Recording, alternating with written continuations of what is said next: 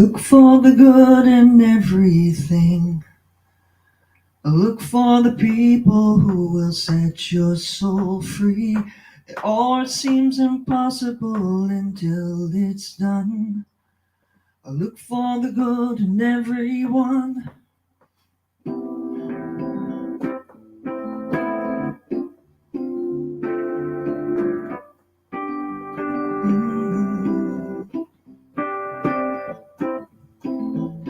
Mm. Mm. Look for the good in everything. Look for the people who will set your soul free. It all seems impossible until it's done. Look for the good in everyone. People done gone crazy. People done gone mad. People done forgot the superpowers we all have. We were born to love, not hate. We can decide our fate and look for the good in everyone and celebrate all our mistakes. If there's a silver lining, still have to find it, find it, find it. Look for the good in everything.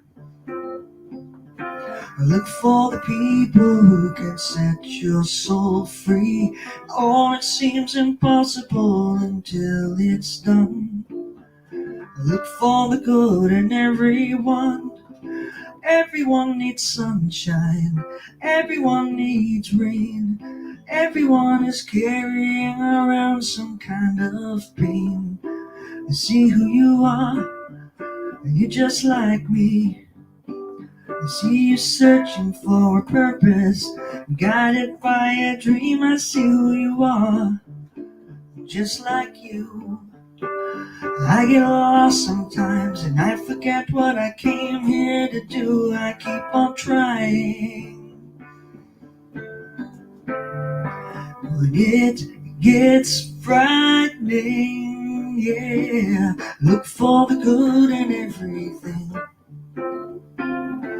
Look for the people who will set your soul free.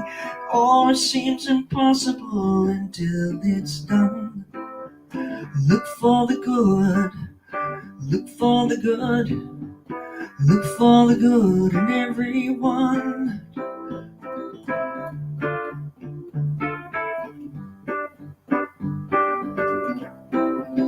Everyone is nature. Everyone is God. Everyone is love and light and vibration. Look for the good. Look for the good. Everyone gets mad sometimes. Maybe they should. Look for the good. Look for the good. Look out there for the heroes in your neighborhood. Look for the good. Look for the good. Life would sure be sweeter if everybody would look for the good in everything. Look for the people who will set your soul free. It always seems impossible until it's done. Look for the good in everyone. Look for the good in everything. Look for the people who will set your soul free. All it seems impossible until it's done. Look for the good. Look for the good. Look for the good in everyone.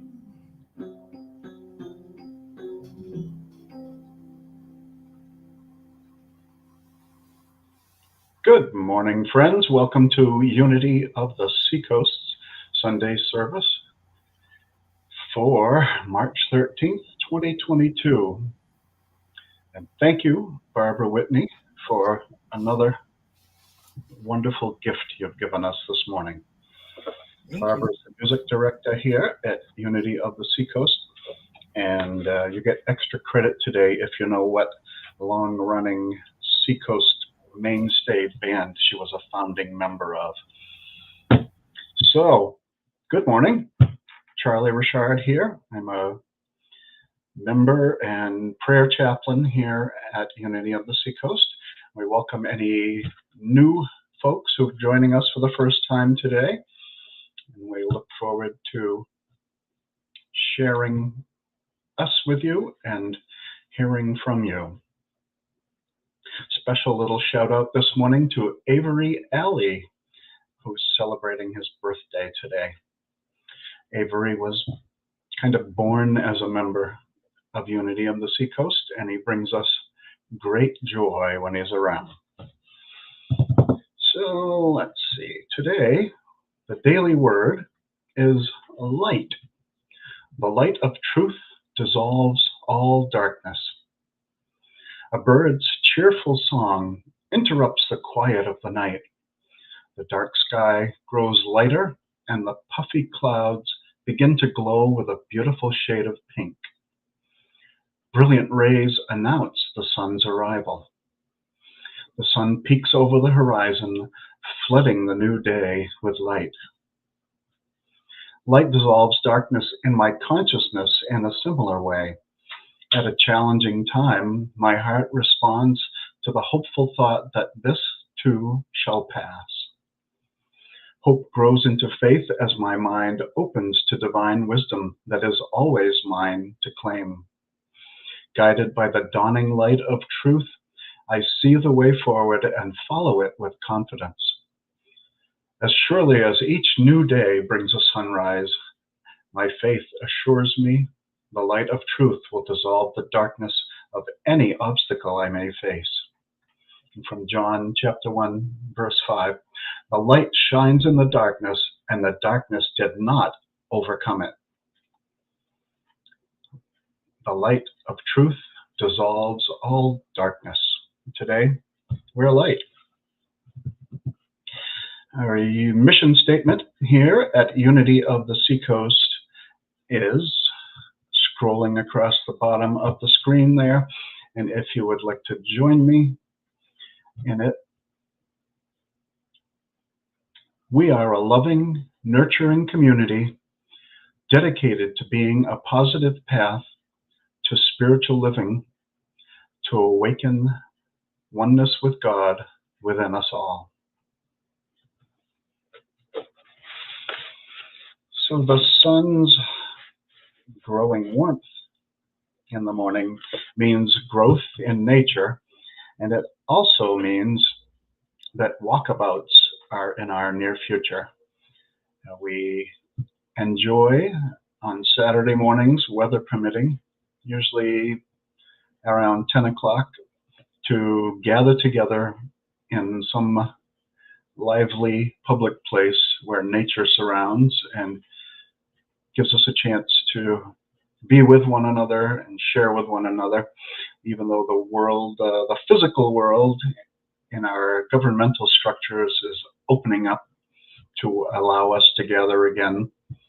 We still like to do it in a nice, natural environment, be with one another and let the trees and the birds and the other plants soothe our spirits. So,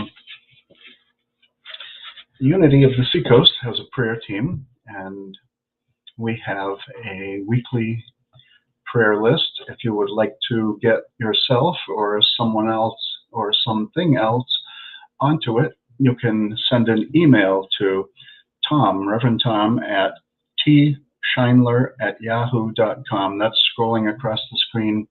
Way easier for you to read it than listen to me spell it. We pray over the list for a month. Internally at Unity of the Seacoast, we have a prayer team of chaplains and ministers who pray over the list, and then we send it to Silent Unity at Big Unity in Missouri, where it's prayed over for another month. So you get lots of prayer at no cost to you. Please join us on that one. And if you would be so kind as to visit our website at unityoftheseacoast.org, I believe. If I'm incorrect, somebody please type that in for me. And we have lots of information, regular notifications that are going on, any special events. And we also have a library of past services and some writings from some of our Unity members. And I believe in the catalog, we also have some of our past First Monday meditations. Let's see. So also on that website, you can see our donate button. Tithely is the platform that we use for accepting donations and tithes. They will automatically send you a receipt, a notification once you have donated to keep for your tax records. And we are very grateful for tithes and donations. We are a spiritual family operating in the physical world. So it takes funds to provide services and pay the rent for whether we're in a physical space or pay the rent on the computers in our current environment. Let's see. And also, if you prefer to send a check or just send us a card or a note, our new mailing address is Unity of the Seacoast, P.O. Box 1676, Dover, New Hampshire, 03821. And I mentioned the first Monday of the month meditation, and that's 7 p.m. on the first Monday of every month. We open up to provide a meditation. Generally, they've been from a book called Effectual Prayer, written by Florence Folks. She's a Unity thinker, speaker, teacher, and a great joy to have as a resource for bringing us in alignment with the truth of who we are at the beginning of every month, just to give us a little boost going forward. Today we will be having a special meeting on Zoom following the service immediately. The meeting ID is scrolling also, but I will read it out here. It is 863-2107-5097. And we really need each of you to join this meeting. We're discussing the future of our church and selecting a board president, looking for your input. So please join us after the service for that. And we also are broadcasting live on YouTube and on our YouTube channel. If you just type in Unity of the Seacoast in the YouTube search button.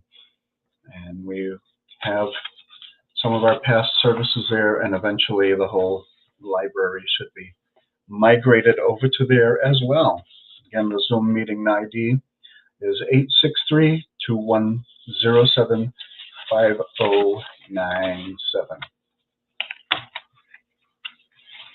Now we have a joyful time in our service where we apply the Sanskrit word namaste. And one in my interpretation of namaste is the light in me greets the light in you. And to do that, we put our hands together, we look into another person's eyes, and bowing say, Namaste. If you have someone physically present with you, please join them in it. Otherwise, join us all together in Namaste. I'll be right back. Namaste. Nice lady over there. And now, we welcome back Barbara with another beautiful tune. Thank you, Barbara. Thank you, Charlie.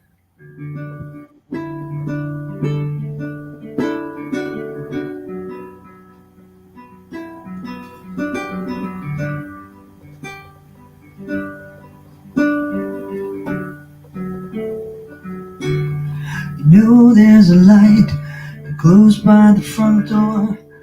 Don't forget the keys under the mat. When childhood stars shine, always stay humble and kind.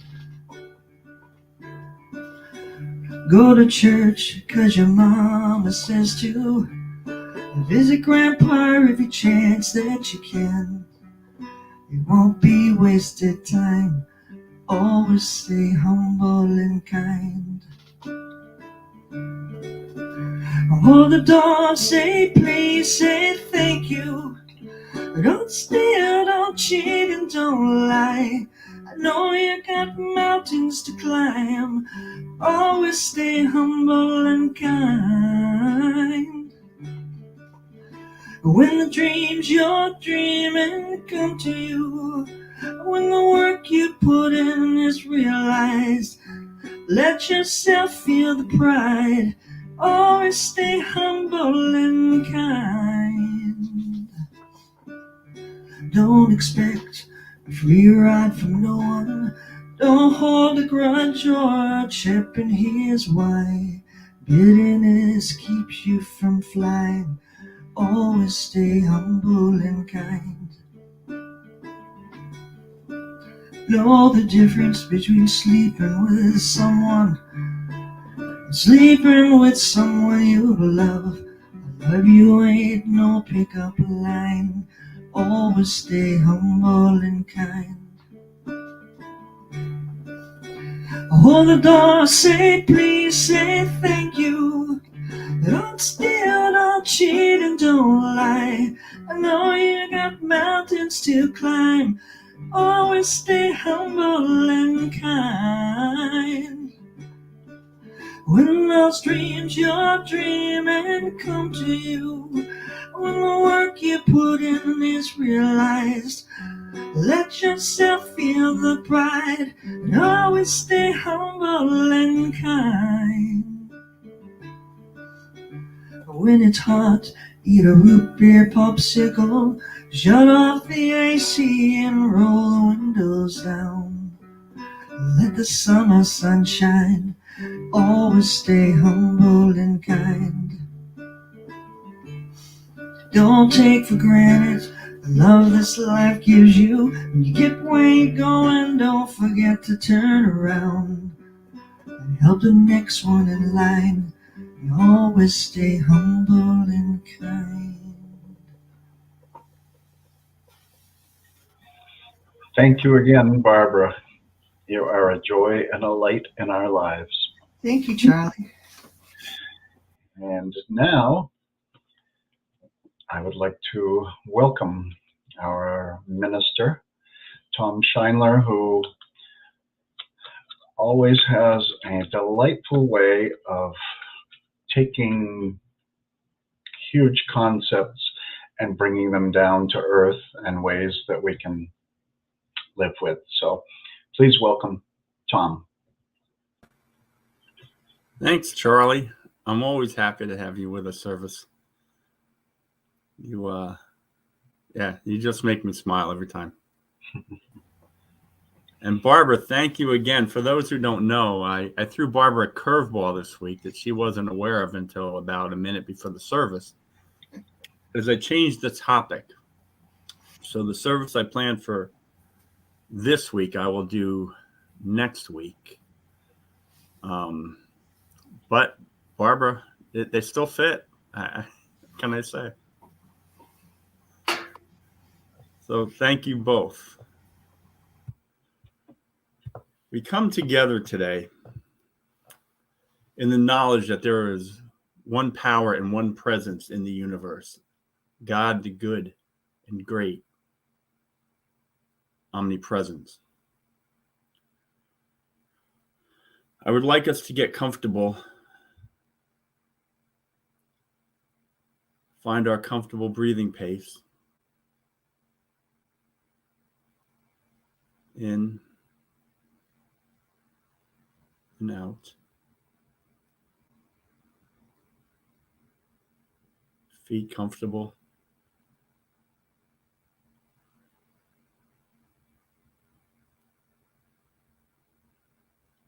Arms down to the elbows, fingers relaxed. Chest settling in.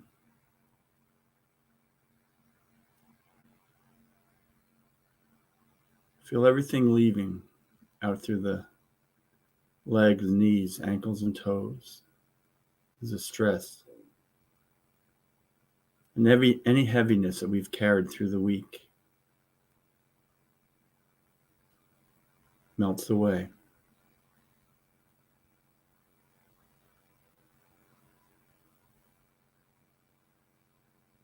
And I invite you to go inside that spot in you, that quiet spot where you're connected with the best of you. It's full of openness and love and wisdom.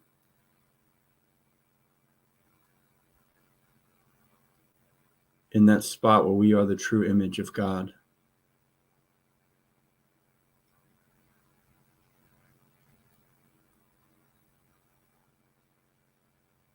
And I'd like you to carry that through today's talk. As we take a look at our place, our future, and what we mean to ourselves.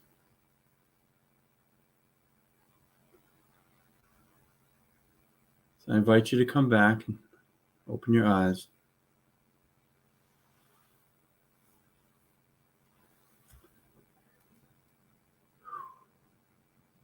In 1802, a man named Phineas Quimby was born in Lebanon, New Hampshire, about an hour or so from here, just a stone's throw away. Same town that I bought my motorcycle in. He was an apprentice clockmaker, and as a young man, he developed tuberculosis.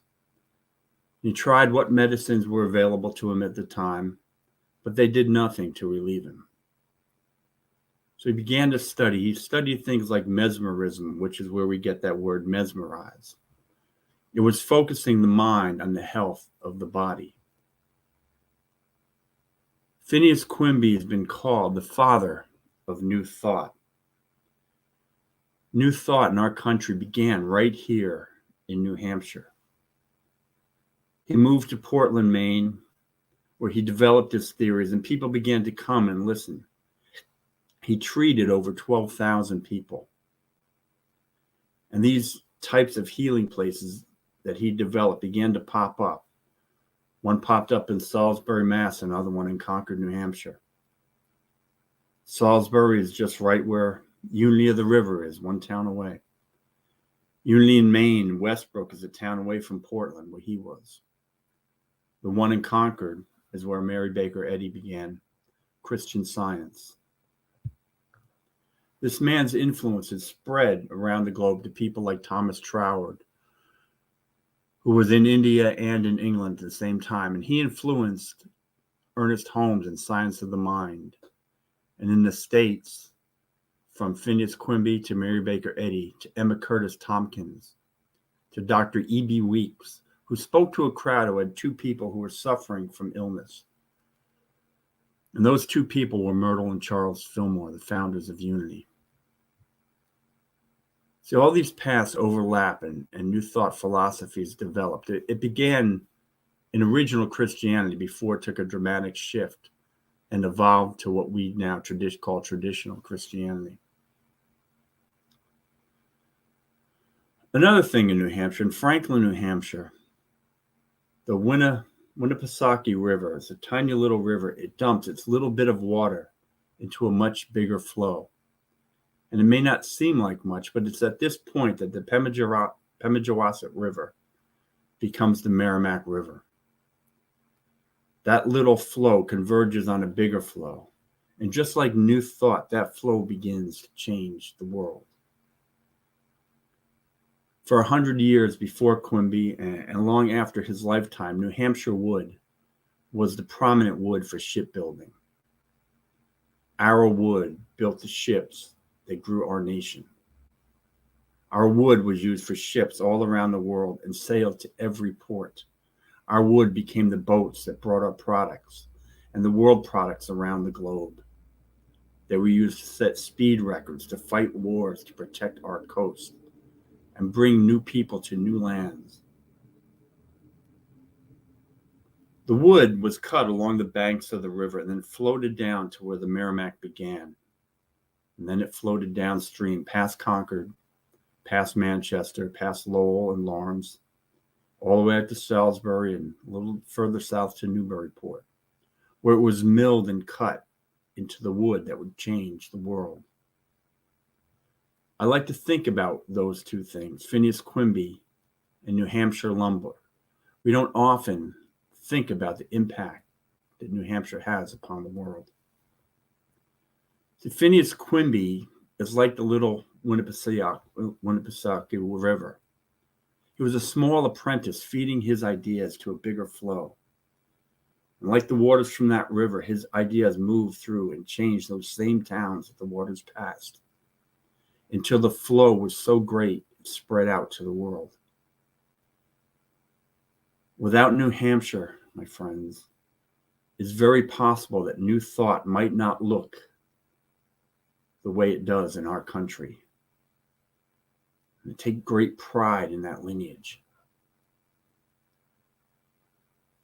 We're at a tipping point for Unity's footprint in this area. Unity in Westbrook, Maine is small. Unity on the river, the same river that go, Merrimack River, is a virtual church as we are. We've looked at places over the past week and we're trying to decide about becoming a brick and mortar church again. We will always be virtual, but we're thinking it's time we get back into a building. But folks, we're at a crossroads. We break even with our finances. We only have 2 members on our board. It's a sink or swim moment for us. I have this great vision of being a wonderful spiritual center for our community. I've made great friends within Unity who can offer us guidance. I look at our Christmas Eve service as an example. Faith Rivera, Reverend Russell Highland, Reverend Sandra Campbell. A couple years ago, we had Mary Ann Williamson speak at our church. I have the support of Unity of Anderson, Indiana, and the support of Unity of Redding, California. Because of my works on the Unity Study Bible, I have access to all of Truth Unity. We have the building blocks of a great church. And for those who don't know, our own Bev Raymond is taking the same ministerial classes that I am. I get so inspired thinking about building our church in the same place where it began in our country. These people walk the same streets that we do. They see the same sights. They had the same feelings. It's a sacred thing to me to be able to do this. Think about this, a place to gather, a place to meet, a friendly face when we come in, a place to hear talks and relax, a place of fellowship. Food as we talk about our lives, a hug, a smile. A place that we can learn and eventually a place that others want to join. Speakers from across the Unity and all over. I have this dream of someday talking at the Agape Center in Los Angeles. But I also have a dream of Dr. Michael Beckwith wanting to talk here. We've had guests during COVID and virtual is nice because we don't have to fly people in, but to see these people live. We saw my son do a live show in Manchester last week. It's a whole new ballgame when you watch someone live. I think back to my first talk a couple of years ago. I was so nervous. I had no flow and I was not good at it at all. I think back to August when I took this over. I had no flow. But I've been given a chance to grow and find a comfort level, and I'm still working on that. But it's something that we get to do together. We get to build this together. But right now we're at a standstill. Growing a church in a virtual world is very difficult.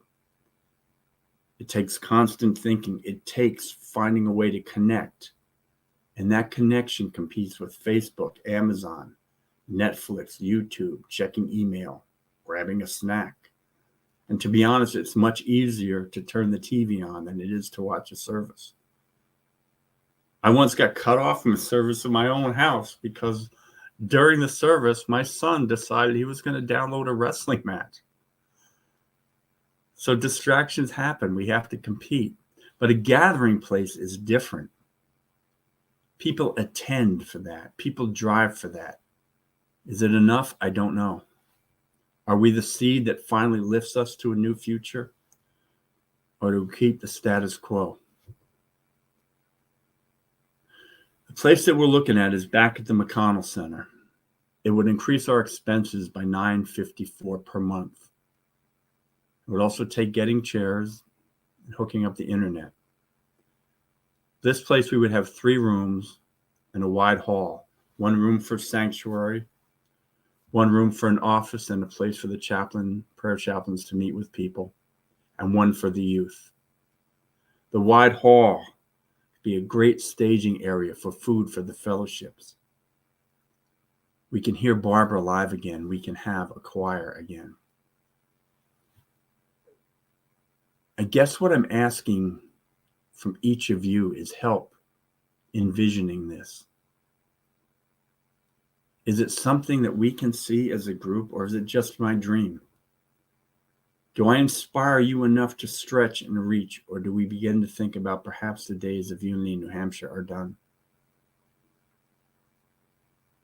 Case and I talk about what is different now, why we have a hard time growing this church. I remember a couple of years ago, we set up a booth for Apple Harvest Day. It was a nice day. I spent the day with Bonnie and Tracy, and that's when we became friends. One of the things that stuck out in my mind is that when people would walk up and ask us, what is unity? We had no easy answer. To be honest, we had no answer. We each fumbled trying to say something. We had flyers, but that didn't quite explain it either. That spoke to me. How can we be something in our community if we do not know what we are? I wonder if we know now. Why is now different? The first time I came to Unity Seacoast, we had Phil and Marianne. They were fine people, but they were not Unity people, and they were part-time. Seth is a great man, and he was more in line with Unity. He was part-time.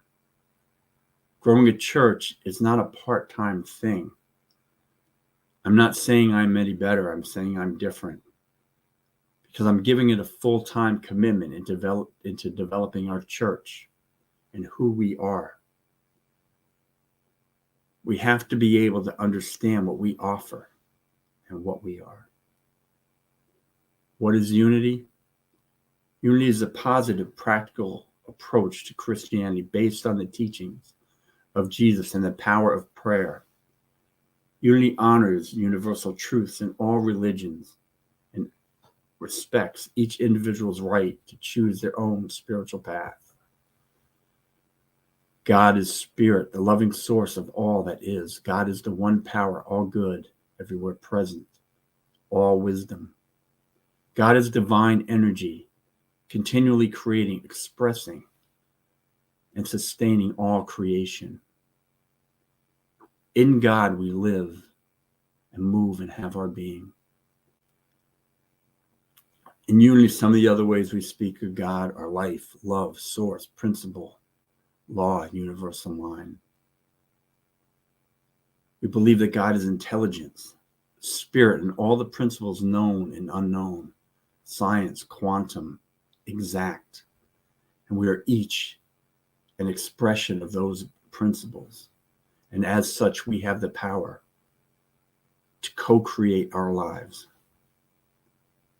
We use the Bible as a book of guidance, use an allegory, literal and metaphysical interpretations.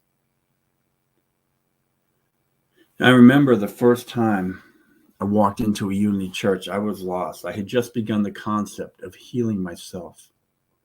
And I heard thoughts and beliefs that I thought I'd only thought of. God equals science. Science equals God. I learned that my thoughts on God mattered, and others did as well. Because it's by exchanging these ideas that we expand. How many other churches do that? I learned to heal myself. I learned to love myself. I certainly did not get that as a youth, being taught that I was born a sinner, and I could not overcome that. I still don't know how they got any members using that theory. But we can be this for our neighbors and our community. What is it that attracted you to our church? What is it that made Bonnie and Lynn fight to keep it afloat? What is it that made 6 people decide to keep it open when wisdom said they should not? I look at the dots. When I moved back to New Hampshire, I told Casey I needed to find a Unity. I only knew of Unity on the river. But 2 nights later, we were sitting at the Shell at Henry Law Park, and I saw Stephen Thibault wearing a Unity of the Seacoast t-shirt. Each step has led me to each new moment and to talking with you. I had a new path, and that path is entwined here. But it's not about me. It's as much about you and what you see. Are you inspired? Are we inspired enough to share our church and to find ways to connect to others? Can you imagine the church that we can build if we use the strengths that we all have as people from New Hampshire? Can you imagine just getting a hug from Charlie each week? Can you see your community spreading that type of love? Can you see a community that is dedicated to each of us being an individual, free-thinking expression of that love from New Hampshire to the world? Is this something that we can see for our church? Or is it not? We're going to have a meeting following the service in about 6 minutes on Zoom. I posted the link. Charlie's mentioned it. I hope you guys join us so we can discuss this. It's a critical time for our church, and we need to do this as a family.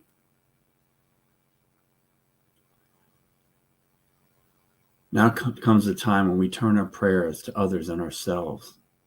Take a moment to think of those in need, those you know and do not know.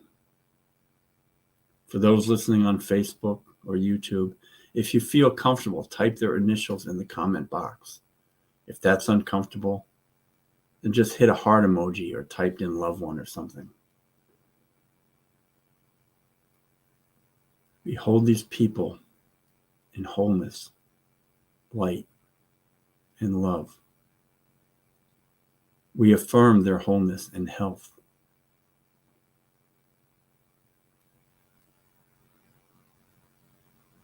And I suggest that if you can, if you're able to, reach out to them and tell them that you've prayed for them this week.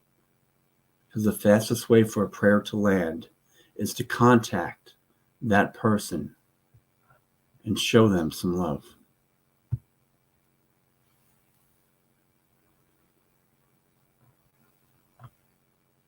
Now we turn to another prayer, the prayer of tithings and affirmations. Our church functions because of gifts like you. We can give to the community and we can grow.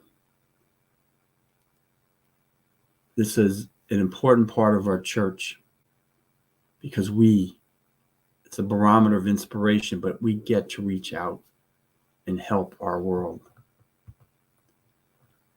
So place your right hand over your heart and repeat after me. Divine love as me blesses and multiplies all that I am, all that I have, all that I give, all that I receive. And so it is.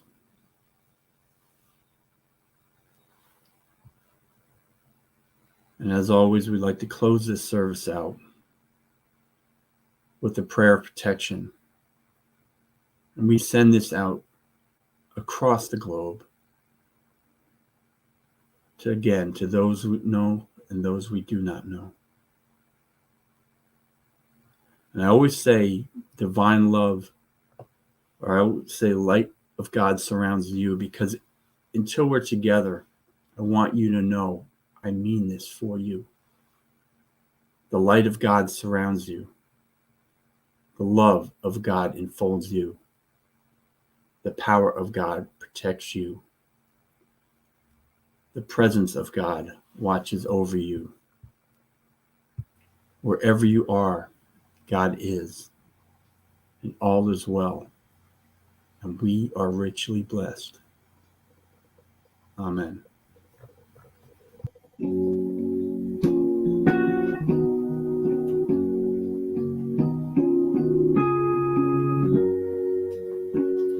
Let there be peace on earth, and let it begin with me. Let there be peace on earth, peace that was meant to be. With God as creator, family all are we. Let us walk with each other in perfect harmony. Let there be peace on earth, let this be the moment now. With every step I take, let this be my joyous vow. To take each moment and live each moment in peace eternally. Let there be peace on earth, let it begin